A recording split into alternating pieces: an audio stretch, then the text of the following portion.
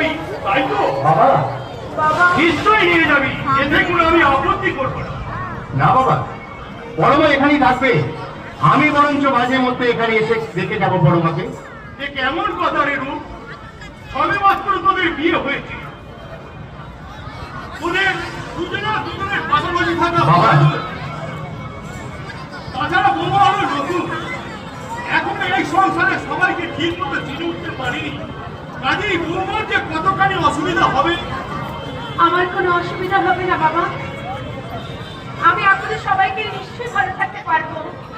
না বৌমা না, এটা তোমার মনের কথা নয়। সেই জন্যই তো আমি রূপকে বলেছি,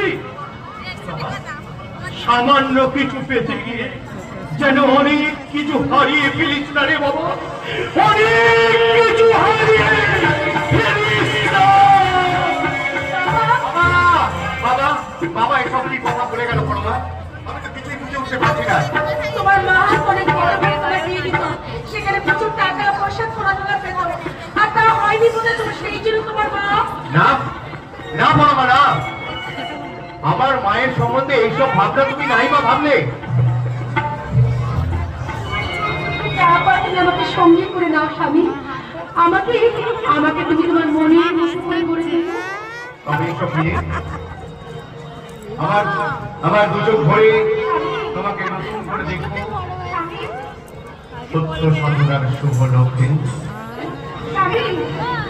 এ প্রথম কাছে এসেছি,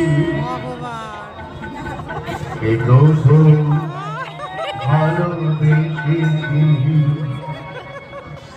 শুনতে পাই না ভেবে ভালো